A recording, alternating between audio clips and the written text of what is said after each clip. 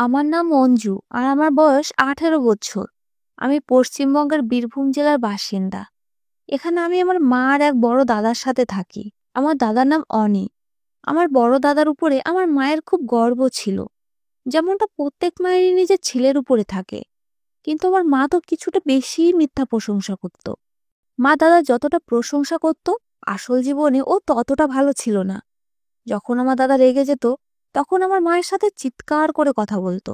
উচ্চ মাধ্যমিকের পরে দাদা আমার পড়াশোনার জন্য না করে দিয়েছিল, কিন্তু মা ওর সঙ্গে খুব জেদ করে বলল, যদি উচ্চ মাধ্যমিকের পরে বাড়িতে বসে থাকে তাহলে পাড়ার লোকেরা বিভিন্ন কথা বলবে, কেননা এর সাথে সব মেয়েরাই কলেজে পড়াশোনা করবে। পুরো এরিয়াতে আমার দাদাকে শুধু সম্মানই না, বরং ওকে ভয়ও পেত। আমাদের গ্রামের একটা মেয়ের পিছনে কিছু ছেলে পড়ে গেছিল, সেটা দেখে আমার দাদার মেরে মেরে ওদের অবস্থা খুব খারাপ করে দিয়েছিল। এই কারণে পুরো পাড়ার সবাই আমার দাদাকে খুব সম্মান করত। কিন্তু ধীরে ধীরে যখন ওর ইনকাম বাড়তে থাকলো, তখন আমার দাদা কিছুটা উচ্ছৃঙ্খল আর মাতাল হয়ে গেছিল। ও নোংরা নোংরা অভ্যাস ধরে নিয়েছিল। এখন তো আমার দাদা মদ গাঁজা সিগারেট খেতে শুরু করেছিল। ও প্রতিদিন অনেক রাতে বাড়িতে আসতো, আর যখন আসতো তখন খাবার খেয়ে আসতো। আর কি কি উল্টোপাল্টা কাজ করতে থাকতো আমরা জানতাম না। কিন্তু আমার মায়ের সেই পুরোনো দিনের চিন্তা ভাবনা ছিল, যদি ছেলে বিয়ে দিয়ে দেওয়া হয় তাহলেও শুধরে যাবে, একদম ঠিক হয়ে যাবে, কেননা দায়িত্ব বেড়ে যাবে। আর ওর বউ যখন বাড়িতে আসবে তখন ও আর বাইরে যাবে না। আর যদি যেতেও চায় তাহলে ওর বউ ওকে বাইরে যাওয়া থেকে আটকে দেবে, আর এসব মদ খাওয়া ছেড়ে দেবে। কিন্তু এটা খুব ভুল চিন্তা ভাবনা, কেননা যে মেয়েকে আপনি বিয়ে করে নিজের বাড়িতে নিয়ে আসবেন, সে কোনো ডক্টর না যে সে এসে আপনাকে ঠিক করে দেবে। আর না তো বিয়ে কোনো চিকিৎসার পদ্ধতি। এটা তো একটা দায়িত্ব, যেটা মানুষ একে অপরের প্রতি দায়িত্ব পালন করে। যাই হোক, কিছুদিন পরে আমার দাদার বিয়ে হয়ে গেল, আর বৌদি বাড়িতে এসে গেল। বৌদি আসার পরে আমার দাদার মধ্যে তেমন কিছু পরিবর্তন তো দেখা যাচ্ছে না, কিন্তু দাদার বিয়ের পরে একটা অদ্ভুত ঘটনা ঘটতে শুরু করেছে, যেটা দেখে আমি খুব অবাক আর টেনশনে ছিলাম। আমার বৌদি আমাদের সঙ্গে তেমন একটা বেশি কথা বলতো না, সে খুবই কম কথা বলতো। কিন্তু মা বলতো এটা খুব ভালো, বেশি কথা বলা মেয়ে আমার একদমই পছন্দ না। বৌদি না শুধু চুপ থাকতো, বরং সবসময় ভয়ে জড়সড় হয়ে থাকতো। আমি আমার মাকে বলেছিলাম, দাদা বৌদির সাথে লড়াই ঝগড়া করে না তো? তখন মা আমাকে বলেছিল, এরকম একদমই না, বরং আমাদের বংশের পুরুষরা নিজেদের স্ত্রীকে খুব ভালোবাসে। আর তোর দাদা তো তোর বৌদির সত্যিকারের প্রেমী। কেননা যখন তোর বৌদি 16 বছর ছিল, তখন তো দাদা আমাকে বারবার বলতো, মা আমার বিয়ে এর সাথেই করিয়ে দাও। আর তোর বৌদিরও তো খুশি হওয়া উচিত ছিল, কেননা সে এত সুন্দর আর যুবক স্বামী পেয়েছে। এছাড়া পুরো এরিয়ায় আমার ছেলের মতো ভালো ছেলে কেউ নেই। মা তো সবসময় দাদার প্রশংসা করতে শুরু করে যেত। আর তো শুধু দাদার প্রশংসা করার জন্য কোনো না কোনো বাহানার প্রয়োজন।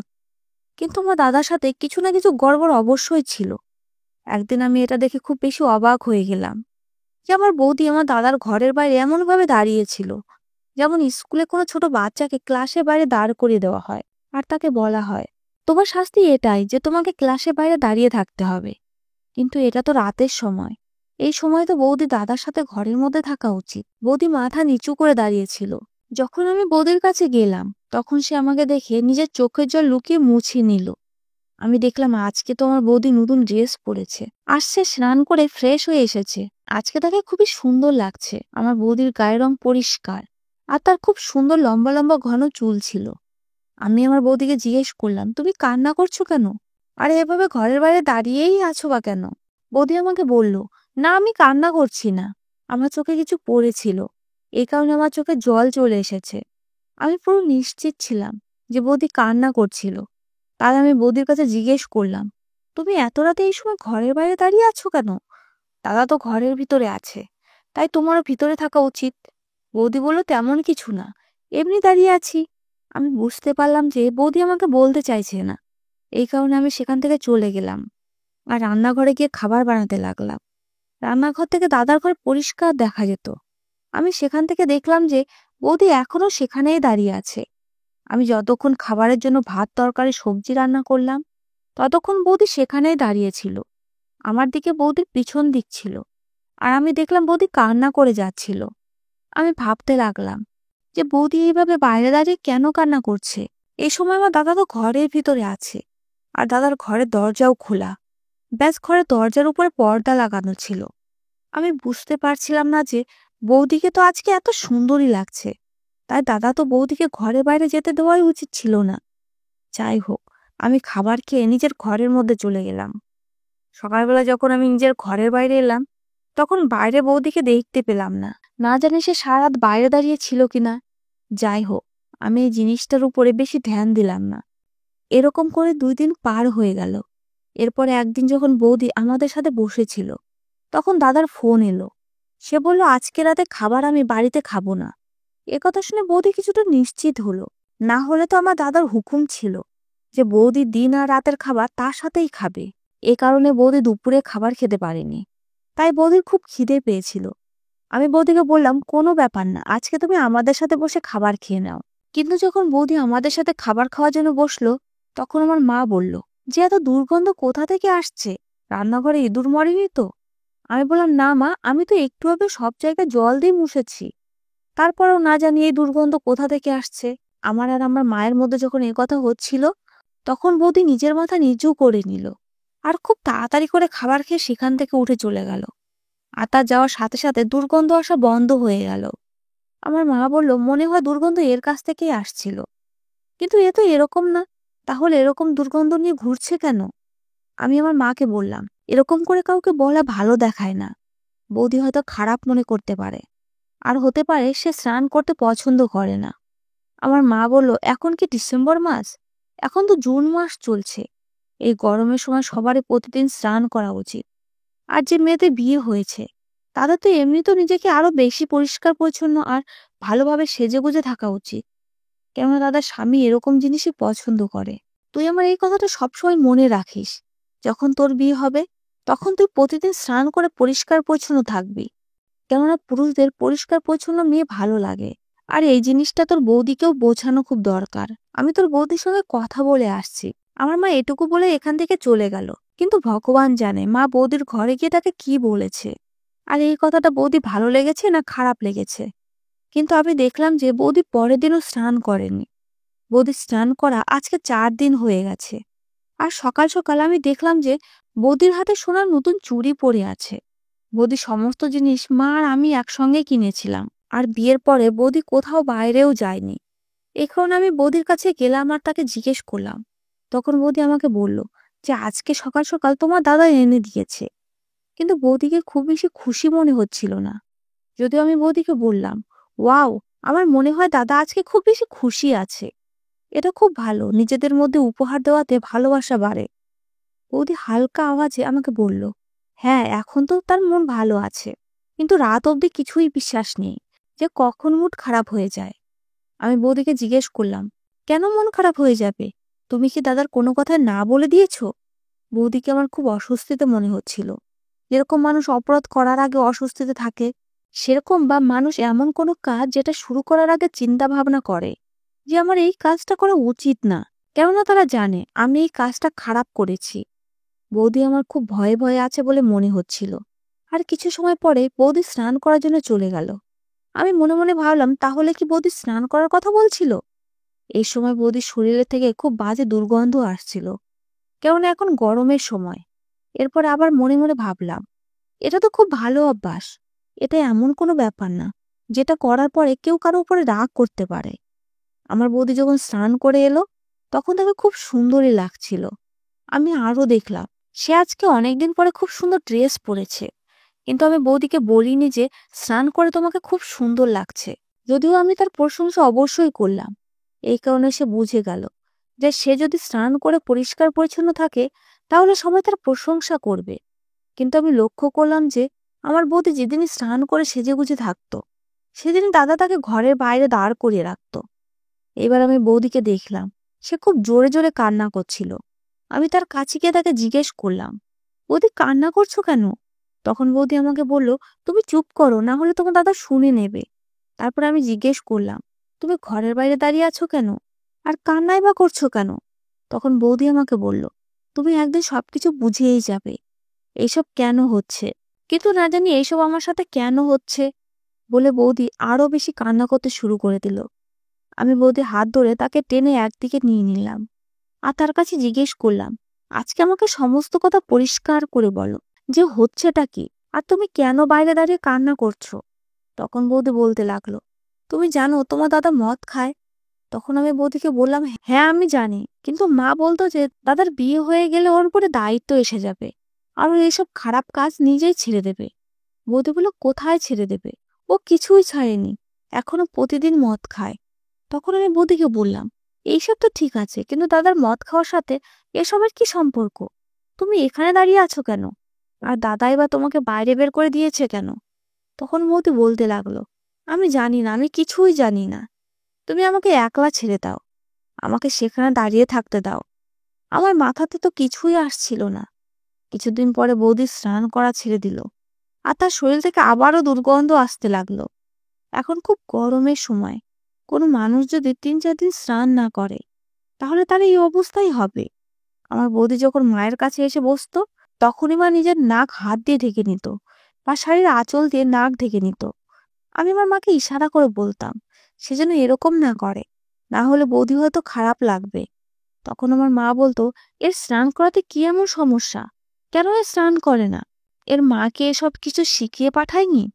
মায়ের এই কথা শুনে বৌদি খুব টেনশনে থাকতো আর খুব লজ্জায় পড়ে যেত। কিন্তু আমি লক্ষ্য করলাম, বৌদি যেদিন স্নান করত সেদিন দাদা তাকে ঘরের দরজার সামনে দাঁড় করিয়ে রাখতো। আর যেদিন বৌদি স্নান করতো না, সেদিন দাদা বৌদির খুব যত্ন নিত, তার জন্য উপহার নিয়ে আসতো। রাতের বেলা তার খাওয়ার জন্য আইসক্রিম এনে দিত, তাকে খুব ভালোবাসতো। কিন্তু যেদিন বৌদি স্নান করে নতুন কাপড় পরতো, সেদিন না জানি কেন দাদা বৌদিকে ঘর থেকে বাইরে দাঁড় করিয়ে রাখতো। এইসবের মানে কি? মা বলতো পুরুষরা পরিষ্কার পরিচ্ছন্ন মহিলাদের পছন্দ করে, যাদের শরীর থেকে সুগন্ধ আসবে, যে সুন্দর করে নিজেকে সাজাবে, সুন্দর ড্রেস পরবে। তাহলে আমার বৌদি এত সুন্দরী ছিল, তার গায়ের রং ফর্সাও ছিল, আর বৌদির উপর সমস্ত রঙের ড্রেসই খুব ভালো মানাতো। কিন্তু না জানি কি চক্কর ছিল, যে বৌদি যেদিনই পরিষ্কার পরিচ্ছন্ন থাকতো আর তাকে ভালো লাগতো, সেদিনই দাদা তার সঙ্গে বেশি ঝগড়া করে আর তাকে ঘর থেকে বাইরে বের করে দেয়। আর যেদিন তার শরীর থেকে দুর্গন্ধ আসে, সেদিন দাদা তার খুব আদর যত্ন করে, তার জন্য অনেক উপহারও নিয়ে আসতো। এখন এসব দেখে আমার সন্দেহ হচ্ছিল, তাই আমাকে এই জিনিসটা জানতে হবে যে এই বাড়িতে আসলে হচ্ছেটা কি। একদিন বৌদিকে যখন জিজ্ঞেস করছিলাম, তখন বৌদি বলছিল যে তুমি একদিন সবকিছু জানতে পারবে। কয়েকদিন পরে আমি সেই সুযোগও পেয়ে গেলাম। সবকিছু আমার হিসেবই হচ্ছিল। আমার বৌদি হঠাৎ করে একদিন সকাল সকাল নিজের বাবার বাড়িতে চলে গেল। বৌদির কাছে তার মায়ের কল এসেছিল, আর সে জানতে পেরেছিল যে তার মায়ের শরীর খুব খারাপ। আমার মাও বাড়িতে ছিল না, সে মাসির বাড়িতে বেড়াতে গিয়েছিল। বিকেলবেলা আমার কাছে বৌদির ফোন এলো, আর সে আমাকে বলল যে তোমার দাদা আমার ফোন উঠাচ্ছে না, যখন সে বাড়িতে আসবে তখন তাকে বলে দিও যে আমি আমার বাবার বাড়িতে আছি, আমার মায়ের শরীর খুব খারাপ, না হলে তোমার দাদা আমাকে উল্টোপাল্টা বলবে। আমি আমার বৌদিকে বললাম, দাদা কেন বকবে? বাবার বাড়িতে যাওয়া কি কোনো খারাপ ব্যাপার নাকি? তুমি কি বাবার বাড়িতে যেতে পারো না? তখন বৌদি বলল, যেতে তো পারি, কিন্তু না বলে যাওয়া তো ভালো জিনিস না। আমি বৌদিকে বললাম, কোনো ব্যাপার না, আমি তো আছি, তুমি চিন্তা করো না, আমি দাদাকে বলে দেব। তাড়াহুড়োতে বৌদি নিজের ঘরে তালা দিতে ভুলে গেছিল। তাই আমার মাথায় একটা প্ল্যান এলো, আর আমি ভেবে নিলাম যে আমাকে কি করতে হবে। আমার দাদা বাড়িতে এসে সোজা নিজের ঘরে চলে গেল। ঘরের দরজার পর্দা লাগানোই ছিল, কেমন দাদা নতুন নতুন বিয়ে হয়েছিল। তাই মা দাদাকে বলেছিল, বাড়িতে যুবতী বোন আছে, এই কারণে দরজা খোলা রাখিস, এই কারণে দরজা খোলাও যদি থাকে তাহলে পর্দা লাগিয়ে রাখিস। গরমের সময় ছিল, তাই দরজা বন্ধ করতে পারতো না, এই কারণে দাদা ঘরের সামনে পর্দা লাগিয়ে রাখতো। দাদার ঘরের মধ্যে কি আওয়াজ দিয়ে বলল, আমার জন্য এক গ্লাস জল নিয়ে এসো। আমি তাড়াতাড়ি স্নান করে বৌদির কাপড় পরে দরজার সামনে দাঁড়িয়ে গেলাম, আর এমন ভাবে দাঁড়ালাম যাতে দাদা শুধু আমার পাই দেখতে পায়। আমিও কোনো কাঁচা কাজ করিনি, আমি চপ্পলও বৌদিরই পরেছি, আর আমার গায়ের রঙও বৌদির মতোই ফর্সা ছিল। সবেমাত্র আমি ঘরে বাইরে দাঁড়িয়েছিলাম, তখন দাদা দেখলো যে আমি ঘরের বাইরে দাঁড়িয়ে আছি। তখন দাদা অদ্ভুত ধরনের কথা বলতে লাগলো। আমি প্রথম প্রথম দাদার কথা বুঝতে পারিনি, কিন্তু ধীরে ধীরে যখন আমি দাদার কথা বুঝতে শুরু করলাম, তখন আমার পায়ের নিচ থেকে মাটি বেরিয়ে গেল। দাদা বলেছিল, আচ্ছা, আজকেও তুই আবার স্নান করেছিস? তোর পরিষ্কার পরিচ্ছন্ন হয়ে ঘুরে বেড়ানোর খুব শখ, তাই না? যদি তুই স্নান না করে আসিস তাহলে কি এমন হয়ে যাবে? তোর সৌন্দর্য বুঝি নষ্ট হয়ে যাবে? তোর গায়ের রং কি কালো হয়ে যাবে? তুই তো খুব ভালো মেয়ে, তাই না? তোর থেকে ভালো মেয়ে দুনিয়াতে আর নেই, এই কারণে তুই প্রতিদিন প্রতিদিন স্নান করিস। আমার দাদার এইসব কথা বলতে বলতে কোনো একটা জিনিস উঠিয়ে আমার দিকে ছুরি মারলো আর বলে, এখনো কি ভূতের মতো দাঁড়িয়ে আছিস? আজকে আমি তোকে তোর জায়গা মনে করাচ্ছি।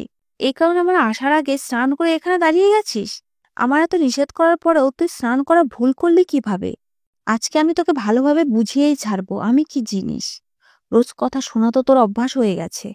যখন আমি তোকে বলেছিলাম যে আমার স্নান করা মহিলা একদমই পছন্দ না, তখন তুই কেন প্রতিদিন স্নান করিস? আমার দাদা খুব রেগে রেগে এসব কথা বলছিল। আজকে আমি জানতে পারলাম যে আমার বৌদি এত ভয়ে ভয়ে কেন থাকতো। কেন বৌদি রোজ রোজ স্নান করতো না? কেননা আমার দাদা তাকে স্নান করতে কঠোরভাবে নিষেধ করতো, আর স্নান করার জন্য তার সাথে ঝগড়া করতো, তাকে শাস্তি দিত। কিন্তু আমি এই জিনিসটা বুঝতে পারছিলাম না যে বৌদি স্নান করাতে দাদার কি অসুবিধা হতে পারে। আমার দাদা আরো কথা শোনানো শুরু করলো যে তোকে একটা কাজ করতে নিষেধ করেছি, কিন্তু তারপরে তুই সেই কাজ করার জেদ লাগিয়ে রেখেছিস। তুই কি চাস আমি তোর উপরে রাগ করি, তোকে মারি পিটাই? কিছুক্ষণ পরে আমার দাদা বাজে বাজে গাল দিতে শুরু করলো। এইসব গাল শুনে আমি আর বেশিক্ষণ দাঁড়িয়ে থাকতে পারলাম না। তাই আমি পর্দা সরিয়ে দাদার ঘরের ভিতরে চলে গেলাম। আমার দাদা আমাকে দেখে হতভম্ব হয়ে গেল আর লজ্জায় পড়ে গেল। আমিও দাদাকে দেখে হতভম্ব হয়ে গেলাম, কেন আমার দাদা কি সব অদ্ভুত জিনিস খাচ্ছিল, যেটা থেকে খুব বাজে দুর্গন্ধ আসছিল। দাদা আমাকে ঘরের ভিতরে দেখে বলল, তুই তোর বৌদির কাপড় পরে এখানে কি করছিস? তোর বৌদি কোথায়? আমি বললাম, বৌদি বাবার বাড়িতে গিয়েছে। কিন্তু তুমি এসব নোংরা জিনিস খাচ্ছ কেন? এটা ভালো জিনিস না, এসব তোমার একদমই খাওয়া উচিত না। আমার কথা শুনে আমার দাদা খুব লজ্জায় পড়ে গেল, আরো নিজের মাথা নিচু করে নিল। এরপর দাদা আমাকে বলল, তুই কি আমার সমস্ত কথা শুনে নিয়েছিস? আমি বললাম, হ্যাঁ, তোমার সমস্ত কথাই শুনে নিয়েছি, কিন্তু এসব কারণ কি তুমি সেটা আমাকে বলো। তুমি বৌদির সাথে এরকম ব্যবহার কেন করো, যেখানে তুমি এত ভালো বউ পেয়েছো? কি এমন হয়ে যাবে যদি বৌদি স্নান করে নেয়? আর তুমি এখানে বসে এই নোংরা মদ কেন খাচ্ছ? খাওয়ার হলে বাড়িতে এত ভালো ভালো জিনিস আছে, সেগুলো খাও। বৌদি বাবার বাড়িতে গিয়েছে, তার মায়ের শরীর খুব খারাপ। বৌদি আমাকে বলেছে যখন তুমি বাড়িতে ফিরে আসবে তখন আমি যেন তাকে বলে দিই। কিন্তু বৌদির সাথে যা হচ্ছিল সেটাতে আমি খুবই টেনশনে ছিলাম। তাই আমি দেখতে চাইতাম তুমি তার স্নান করাতে এত রাগ কেন করো। এরপর দাদা আমাকে সমস্ত কথা খুলে বলল, আর আমি সেই সমস্ত কথা শুনে হতভম্ব হয়ে গেলাম। দাদা আমাকে বলল, আগে আমরা খুব গরিব ছিলাম। সে সময় তো 4 বছরে, তাই হয়তো তোর মনে নেই যে আমাদের বাড়িতে কি পরিমাণে অভাব ছিল। খাবারের জন্য দুমুঠো ভাতও থাকতো না। আমি অনেক কষ্টে 2-1 টাকা জোগাড় করে খাবার নিয়ে আসতাম। সেই খাবার আমরা 3 জনে ভাগ করে খেতাম। আমি অনেক চেষ্টা করেও কোনো কাজ পেলাম না। আমার চেহারা তো খুব ভালো ছিল, কিন্তু আমার কোনো কাজের অভিজ্ঞতা ছিল না। আমি পড়াশোনাও খুব বেশি করিনি, তাই আমি বুঝতেই পারতাম না যে আমি কি করব। বাবা আমাদের সঙ্গে দুনিয়াতে ছিল না। এই অভাবের কারণে আমি খুব বিরক্ত হয়ে এক তান্ত্রিক বাবার কাছে গেলাম। তিনি আমাকে বললেন যে তুই এই এক টোটকা করলে তোর কাছে টাকা পয়সা কখনোই কোনো অভাব হবে না, কিন্তু এই টোটকা করার জন্য তুই স্নান করতে পারবি না। তোকে মদ মাংস খেতে হবে, আর স্নান না করে নোংরা হয়ে থাকতে হবে। তুই পূজা পাঠও করবি না। আর যদি কাল তোর বিয়ে হয়ে যায়, তাহলে তুই নিজের বউকেও বলবি যে সেও যেন স্নান না করে নোংরা হয়ে থাকে। এইভাবেই তোর কাছে সম্পত্তি আসতে থাকবে। এর জন্য সে আমাকে একটা মন্ত্রও বলেছিল। আমি যখন এইসব কিছু করতে লাগলাম, স্নান না করে থাকতে লাগলাম, মদ মাংস খেতে লাগলাম, তখন আমাদের পরিবারের থেকে অভাব দূর হতে থাকলো, আর আমাদের কাছে অনেক টাকা পয়সা আসতে লাগলো। এই বাড়িও সেই টাকা পয়সা দিয়েই বানানো হয়েছে। আজ এমন কোনো জিনিস নেই যেটা আমরা কিনতে পারবো না। তুই নিজেই বল, আজ অব্দি আমি কোন জিনিস নিতে নিষেধ করেছি? বা এমন কোনো জিনিস আছে যেটা তুই আমাকে বলেছিস আর আমি তোকে এনে দিতে পারিনি?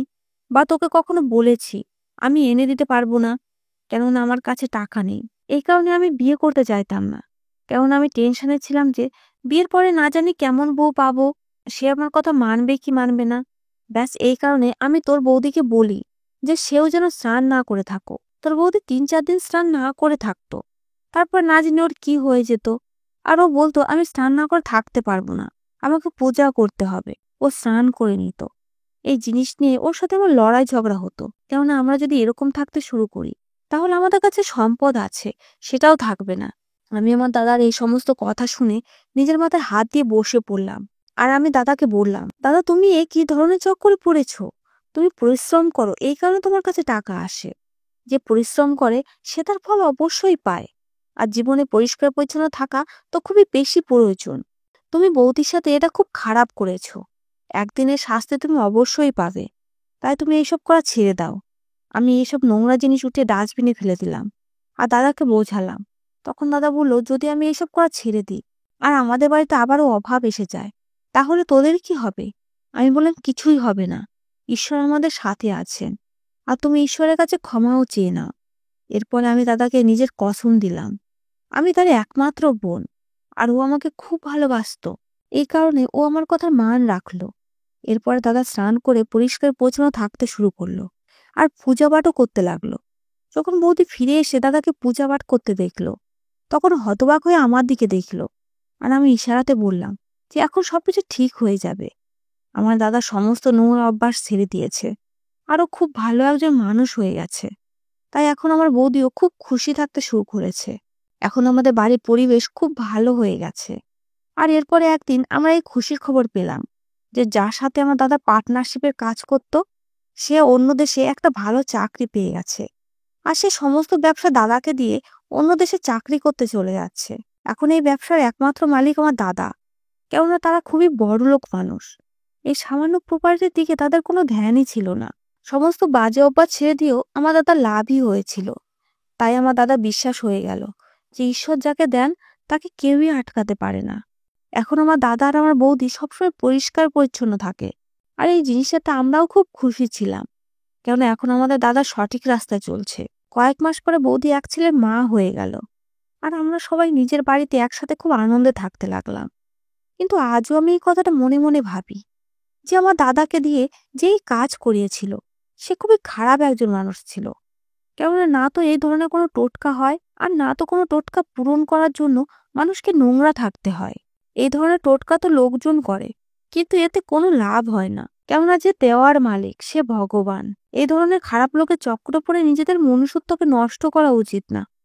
শেষ পর্যন্ত আপনাদেরকে এটাই বলতে চাই যে কোনো তান্ত্রিক বা কবিরাজের চক্করে পড়ে এমন কোনো কাজ করবেন না। কেননা আমরা যদি মন থেকে পরিশ্রম করি, তাহলে আমরা সেই পরিশ্রমের ফল অবশ্যই পাবো। ধন্যবাদ বন্ধুরা।